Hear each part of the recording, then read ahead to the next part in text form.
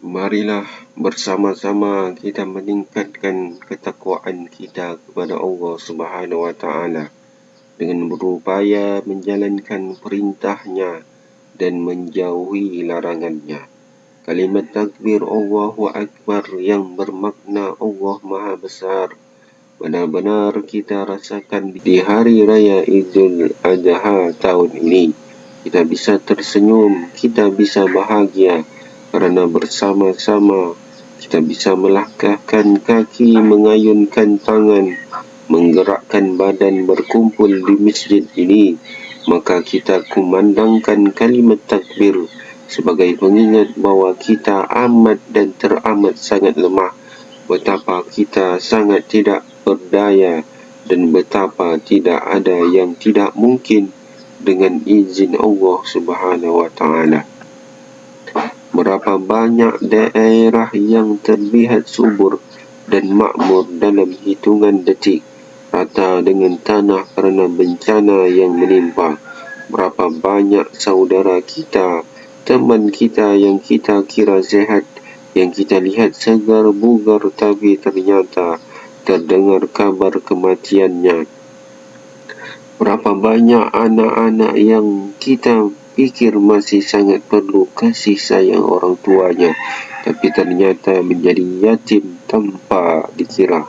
Kata doktor, kematian sahabat dan saudara-saudara kita itu kerana sakit, tapi yakinlah itu semua tidak lepas dari ketentuan Allah Subhanahu wa Ta'ala. Kita manusia hanya bisa berangan-angan. Kita manusia hanya bisa merancanakan. Allahu Akbar, Allahu Akbar, Allahu Akbar, walillahil hamd. Berbicara Hari Raya Idul Adha, maka kita akan teringat dengan hebatnya pengorbanan Nabi Ibrahim AS. Bagaimana tidak ia diperintahkan oleh Allah untuk menyembelih putera semata wayangnya. Harta bisa dicari, jabatan bisa dititi, tapi anak tak akan bisa diganti. Rasa sayang seorang ayah pada anaknya tak perlu diragukan dan tak perlu dipertanyakan. Seorang ayah mungkin tak pernah berkata kepada anaknya, "Aku sayang engkau, wahai anakku." Tapi yakinlah bahawa kasih sayang seorang ayah kepada anaknya tak akan bisa dikira. Ia menyayangi anak-anaknya tidak dengan kata-kata, tapi dengan relanya ia bekerja di bawah panasnya terik matahari. Di bawah derasnya hujan ia bahkan rela bekerja apa saja demi bisa membuat anaknya tersenyum bergembira. Maka perintah Allah kepada Nabi Ibrahim untuk menyembelih anaknya bukanlah perintah yang ringan, bukanlah pekerjaan yang mudah. Ia perintah berat dan teramat sangat berat. Tapi ketika Nabi Ibrahim yakin bahawa perintah menyembelih anaknya benar-benar perintah Allah, tanpa ia ragu, ia berkata kepada Ismail kecil, "Ya bunayya inni ara fil manami anni adbahuka fanzur maza tara." Wahai anakku, sungguh aku bermimpi bahawa aku menyembelihmu. Fikirkanlah bagaimana pendapatmu. Ismail kecil saat itu berusia 7 tahun. Ada juga pendapatnya mengatakan 13 tahun. Tapi Ismail kecil bukanlah seperti anak usianya, bukanlah seperti anak sebayanya. Imannya kuat, pendirian kokoh. Maka dengan tegas ia menjawab pertanyaan ayahnya, "Ya abati af'al ma tu'maru, satajiduni insyaallah minas sabirin." Wahai ayahku, lakukan apa yang diperintahkan Allah kepadamu. InsyaAllah engkau akan mendapatiku termasuk orang yang sabar. Setelah Nabi Ibrahim AS dan Ismail kecil sepakat untuk melaksanakan penyembelihan, menjelang detik-detik penyembelihan, di saat penuh kesedihan, Ismail berkata dengan penuh keikhlasan, "Wahai ayahku, kencangkanlah ikatanku agar aku tidak lagi bergerak maju, agar darahku tidak mengotori, dan jika nanti ibu melihat bercak darah itu, niscaya ia akan bersedih. Percepat Gerakkanlah gerakan pisau itu dari leherku, agar terasa lebih ringan bagiku, kerana sesungguhnya kematian itu sangat dahsyat.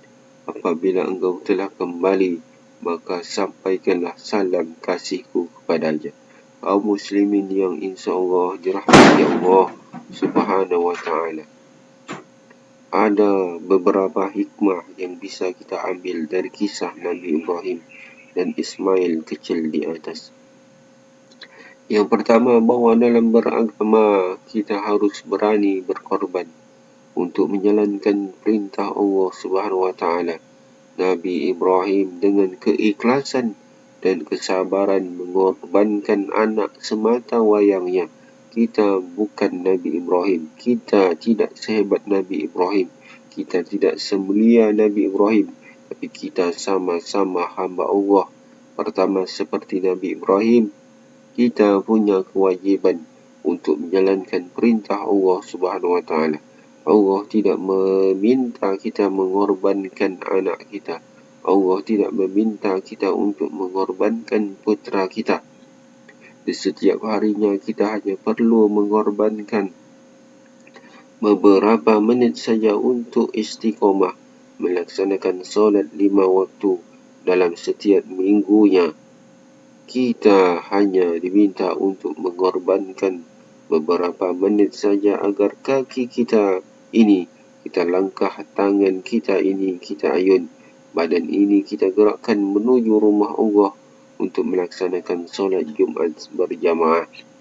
Di setiap tahunnya Allah hanya meminta kita untuk mengorbankan 2,5% dari harta kita yang sudah sampai hisab dan haul untuk dikeluarkan zakatnya.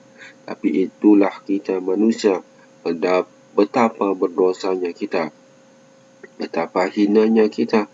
Sering sekali solat yang hanya beberapa menit kita sepelekan. Bahkan kita tinggalkan zakat mal yang hanya 2,5%.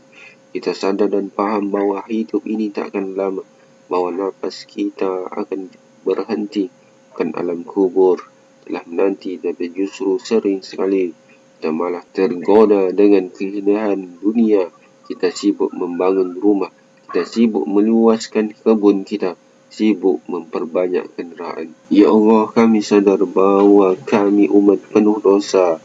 Kami sadar kami pantasnya masuk ke dalam neraka. Tapi ya Allah, kami juga sadar tak ada di antara kami yang kuat menahan panasnya api neraka. Maka ya Allah, ampunilah dosa kami. Ampunilah kesalahan kami ya Allah. Tanpa ampunanmu, tanpa kasih sayangmu, tanpa rahmatmu, sungguh kami bahkan tak layak untuk mencium bau surga.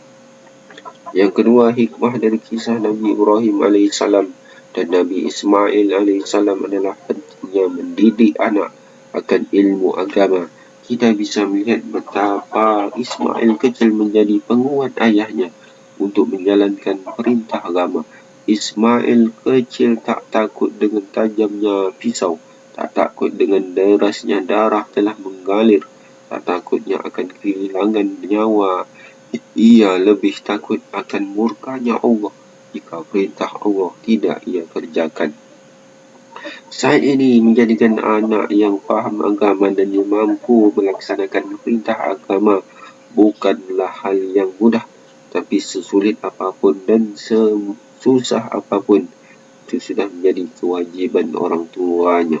Seorang anak bisa membawa kita ke surga, tapi seorang anak juga bisa menjerumuskan kita ke dalam neraka. Seorang anak lahir di dunia dalam keadaan suci, tanpa dosa. Pertumbuhannya sangat amat tergantung dengan bagaimana orang tuanya mendidiknya. Jangan sampai kita sibuk mencari harta, jangan sampai kita sibuk akan kehidupan dunia, lalu melupakan pendidikan agama anak kita.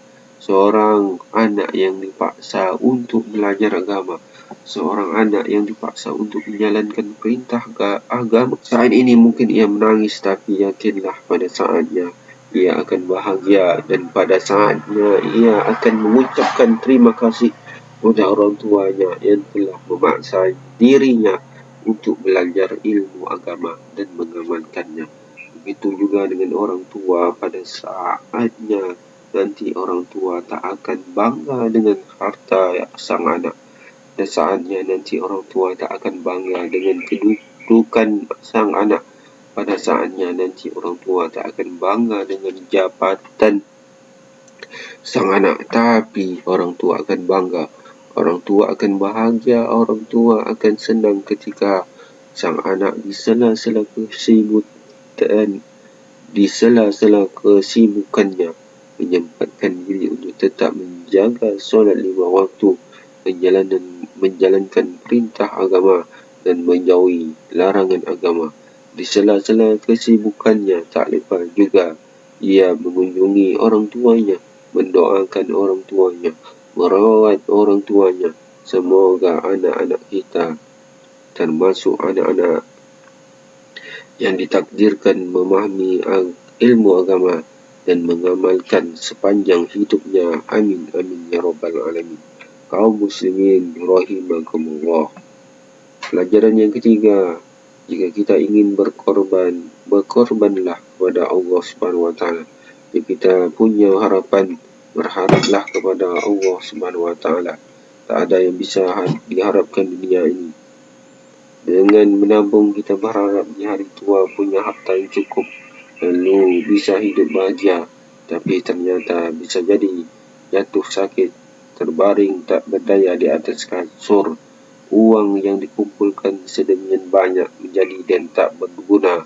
Anak disekolahkan berharap kelak ia membanggakan orang tuanya, ternyata justru ia durhaka. Rumah dibangun seindah mungkin berharap bisa menjadi tempat tinggal yang aman dan nyaman. Ternyata dilahap panasnya api sampai tak tersisa. Jika harapan kita gantungkan pada manusia, maka bersiap-siaplah untuk kecewa. Tapi jika harapan itu digantungkan kepada Allah, diiringi doa dan ikhtiar, insya Allah kita akan mendapatkan yang terbaik buat kita. Tapi ingat, sesuatu yang terbaik menurut Allah bisa jadi sesuatu yang kita benci. Tapi yakinlah, perencanaan Allah adalah sebaik-baik perencanaan. Keputusan Allah adalah sebaik-baik keputusan. Keputusan Allah adalah sebaik-baik keputusan. Maka pasrahkanlah semuanya kepada Allah. Terima apa yang telah menjadi takdir. Kita syukuri setiap detik yang kita lalui. Insya Allah kebahagiaan akan datang menghampiri, baik dunia maupun di akhirat nanti. Jamaah solat Idul Adha rahimakumullah. Demikianlah khutbah Idul Adha ini. Semoga bermanfaat.